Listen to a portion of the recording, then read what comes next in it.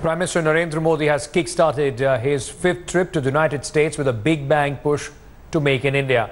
To the American corporations, in fact, on his maiden trip to Trump's America, Modi's first meet of over 20 CEOs of top American companies at a roundtable meeting where Prime Minister Modi said India has emerged as a business-friendly destination.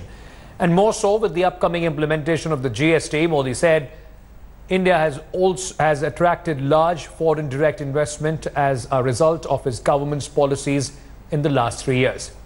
At an hour-long interaction, Prime Minister once again made a massive push for Made in India, highlighting partnership with India would result in a win-win situation for both India and America. Modi's roundtable interaction with the group of top American honchos was a star-studded event. In fact, the likes of Apple's Tim Cook, Microsoft's Satya Nadella, Google's Sundar Pichai, Cisco's John Chambers and Amazon Jeff Bezos were in attendance.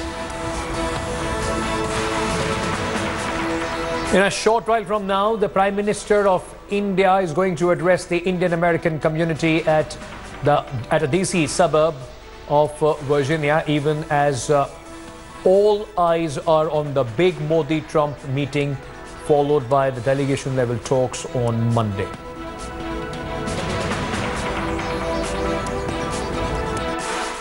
The Muhajir issue. Pakistan has been trying to blame India for all the attacks that have been taking place on minorities. Please tell the world what is really happening in Pakistan and what is Pakistan up to.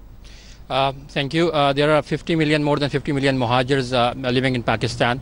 MKM, our party, is the fourth largest political party of Pakistan.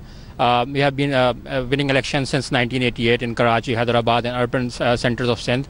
Unfortunately, we have been facing military-led operations since 1992, and this is the third phase of operation which recently started in 2013. We have lost more than 20,000 Muhajir men in these army-led operations in Karachi.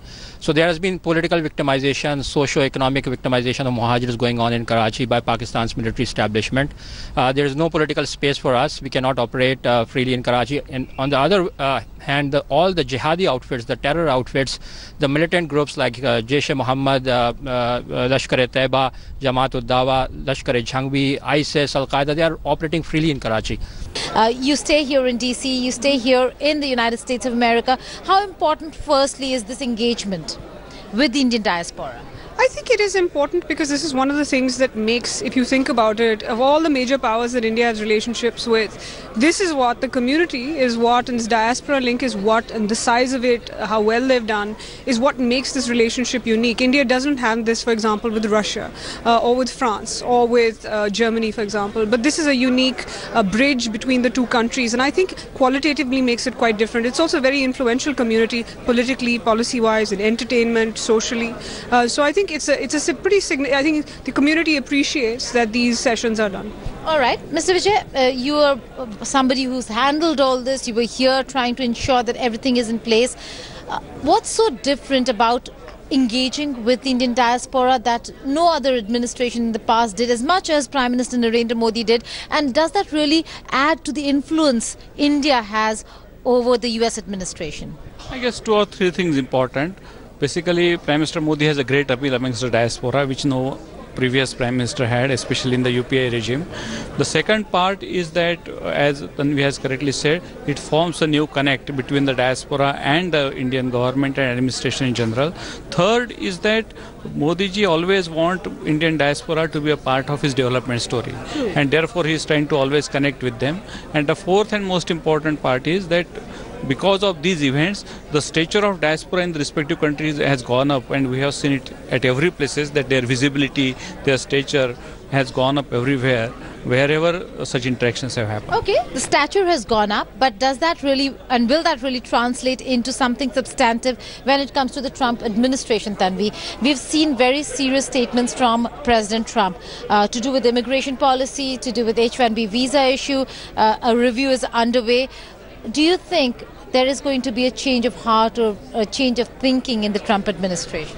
I would actually put it slightly differently. Since I look at how the Trump administration has been dealing with a number of countries, India has actually got one of the countries that's got the least amount of criticism. Of course, there was a very public criticism on climate change.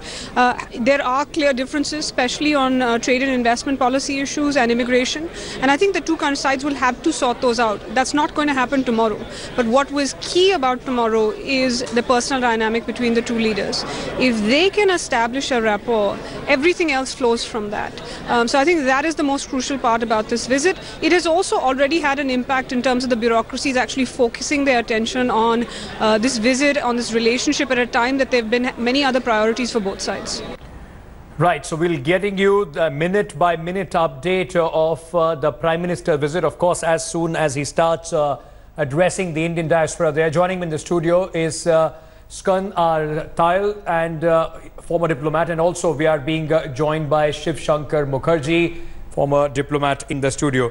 If I can come to you, Mr. Tile, everybody is talking a lot about the personal camaraderie, the kind of equation that both Prime Minister Modi and President Trump are going to see once they meet here. This is their first meeting. The camaraderie between former President and Prime Minister Modi has been absolutely fantastic. A lot is spoken about this personal camaraderie. Is it in diplomatic relations about how these two leaders come across to each other, or relations are much more than what they make of each other? Relations are definitely much more than what they make of each other, but also who is the leader at the moment. That's also very important. And from all accounts, it seems that really President Trump does not know very much about India or Indian civilization or India's weight in the strategic calculations of United States of America. So it will be very difficult really for one meeting to try to put too much on the agenda. So I think the first thing would be that there should be good chemistry between the two leaders. There President Trump has its own very strong personality. Prime Minister Modi also has a very strong personality. They have very strong backing from their own constituencies.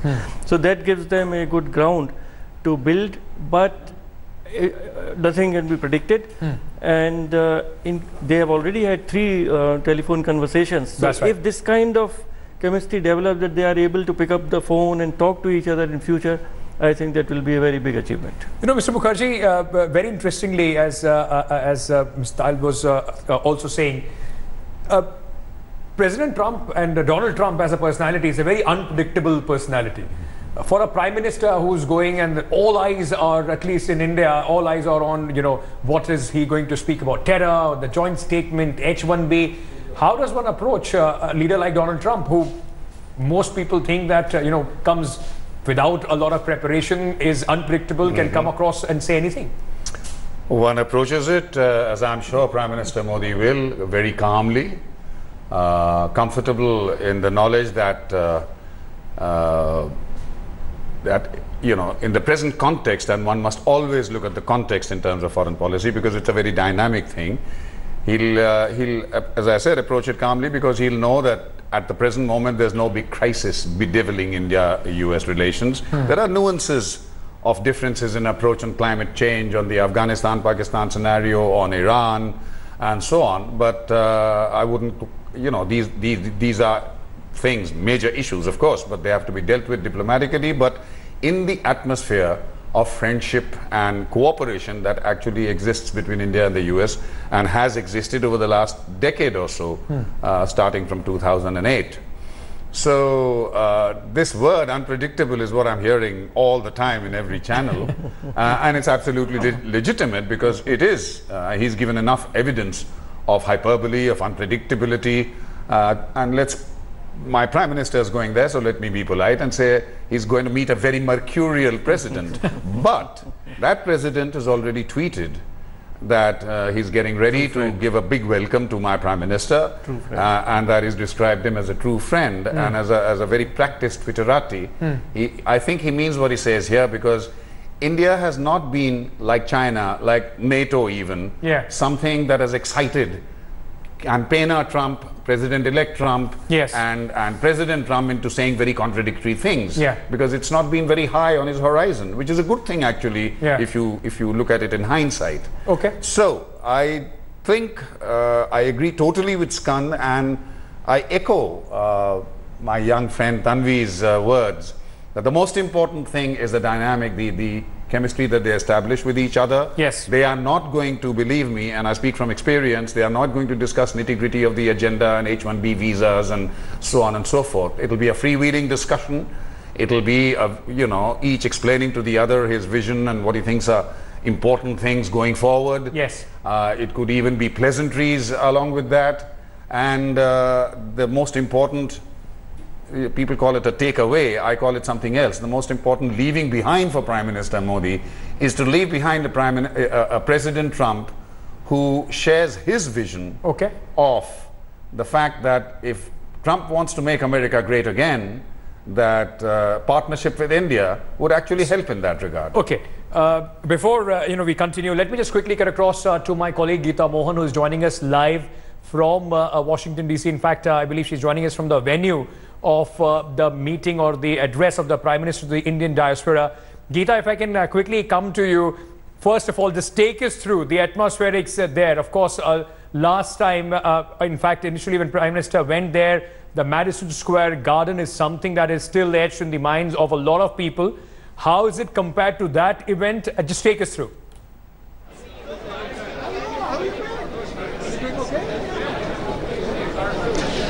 It is not as huge as Madison Square Gardens, but that does not take away from the excitement that you see over here.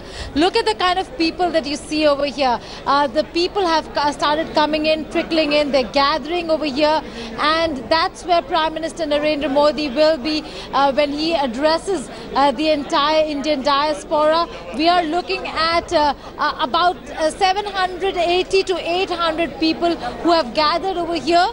They're all trickling in. They've all been asked to come in and be seated. They will be taking their seats in a while from now. Let's just go across to a few people and ask them how is it that they're feeling over here. Are they excited? It's not as big as Madison Square Gardens, but it certainly is something. Rita, what are your expectations from Prime Minister Narendra Modi? It is interesting. It is not as huge as Madison Square Gardens, but the excitement nonetheless is almost the same when I talk to people over here. Are the expectations still the same? Obviously, yes, we are. I'm from Chicago, and in the United States of America, the expectation is very high for our PM Modi. All right, and what about you? Do you think, Sanjeev, Prime Minister Modi will address the concerns that India has with regards to H-1B visas, with regards to trade issues that the United States of America could have? The timing couldn't be better for Modi's visit to US, especially after Donald Trump coming into the power here. There's a lot of misinformation that why India and US, a lot of misinformation. But what I feel there's a fundamental core issues there where we're collaborating together, either it's technology, either H-1B. So I don't see any issue. Just as long as Narendra Modi is able to put those rumors to the rest, I think we are in good shape. That's interesting. People over here still quite positive, still quite excited to see what is it that Prime Minister Narendra Modi can do for the Indian diaspora here in Washington DC, in the United States of America. This even as people are already gathering and have taken their seats. For the Indian community, where Prime Minister Narendra Modi will be addressing this very same lot over here. It is quite interesting to see how people have been waiting. They waited outside, Ankit, for a very long time in queue to come in after the security clearances. Let's just go across to a few people and ask. Geeta, how much time before the Prime Minister arrives there?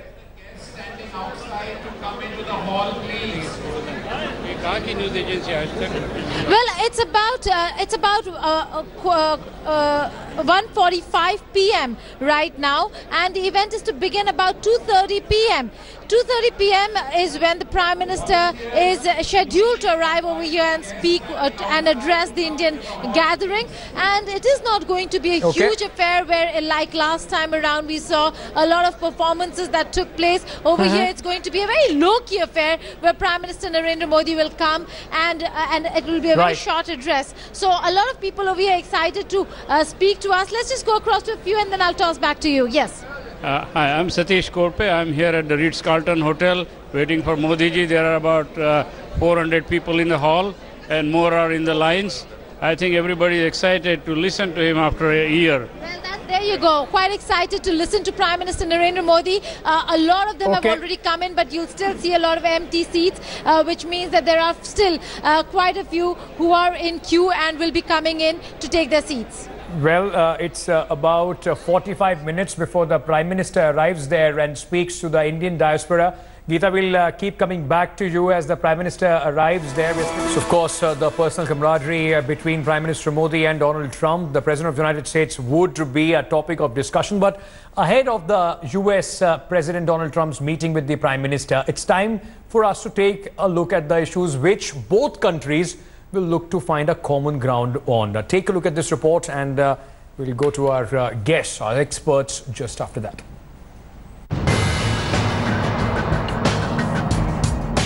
Prime Minister Modi in the United States. Hours before his arrival, President Trump called PM Modi his true friend, and PM Modi too reciprocated the gesture. But behind these diplomatic overtures lies some sticking issues between the two great democracies. Not long ago, President Trump announced a crackdown on companies hiring foreign workers under the H-1B visa program, something that the Indian government has been miffed about, considering around 60,000 Indians go to the US on H-1B visas every year. Another sticking point is the attack on Indians on US soil. Given the crucial role the Indian diaspora play in India-US relations, PM Modi is likely to raise the matter with the US President. Since PM Modi assumed office in 2014, India's trade in US has seen a massive growth. Now the United States is likely to seek removal of trade barriers in India for better access for its products. Hence, a clash between the flagship programs Make in India and America First could be imminent. And last but not the least, the important issue of America's doublespeak on Pakistan. PM Modi will ask for US to mount pressure on Islamabad to crack down against anti-India terror groups in Pakistan. The question is, will the two leaders begin a new chapter in India-US ties, which despite some shaky moments has been growing over the years? Bureau Report, India Today.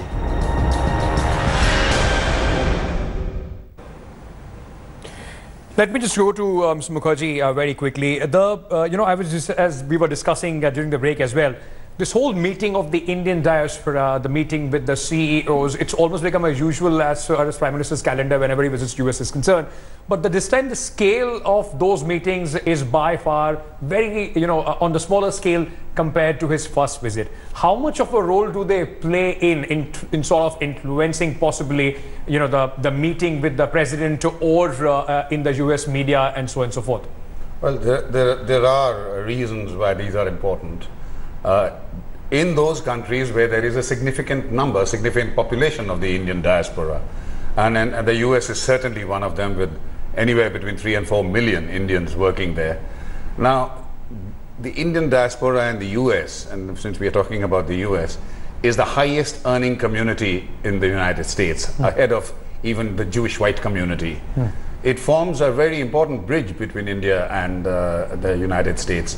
It's not palpable. It's not as though daily things are occurring there. Yes. But this is 4 million or 3.5 million people, some of whom are green card holders, some of whom are American citizens, some of whom are on short-term visas, all of whom have a great regard for the country of their origin and are also pretty happy in the country of their adoption. And they can and do provide a bridge between the two countries and are a force for good relations. And in terms of, in fact, because of the high achievement that they have, the high status that they've achieved in their role in society, they are also a role model. I mean, they debunk stereotypes. To take your question on the question of the prime ministerial interaction, it's not just Prime Minister Modi. Every time a prime minister goes where there's a very significant Indian diaspora, we always try to fit in a meeting between India and the Indian community there, between the Indian prime minister and the community there. Madison Square Garden type occasions and the one or two that happened in Sydney and other places are one-off, really. You cannot keep on repeating those huge human extravaganzas. But the gathering of 500 or 600 or 700 people in America, and I've been through more than one of them in my assignments there, are quite common. I have very little time. I'm sorry. I just quickly. If I can just finish, they infuse the community. You know, they stand tall because the Prime Minister stands tall, India stands tall, and that's what they want. You know, so many sticking points there also, sir. What would, if you were advising Prime Minister Modi today when he meets the President, what would you, possibly advise him to begin with? Because a lot of expectation, as we have been saying, about H1B, about Pakistan, about a host of issues. I'll advise him, see, one of the core philosophy of Trump is to reverse everything what Obama did. And Prime Minister Modi should say that Obama was very soft on Pakistan. After all, Osama bin Laden was where? He was in Abbottabad. But he did not punish Pakistan. So why are the American soldiers dying in Afghanistan? Because of the perfidy of Pakistan. So somehow he has to cloak his arguments in something palatable to President Trump, something which will appreciate, which will resonate with President Trump. That is what I will say. Important and an interesting way of putting it across, of course, So hopefully advisors of Prime Minister Modi, if you are watching, this is one advice that you should immediately send across to the Prime Minister. We have to slip into a very short break. News and updates continue. Stay tuned.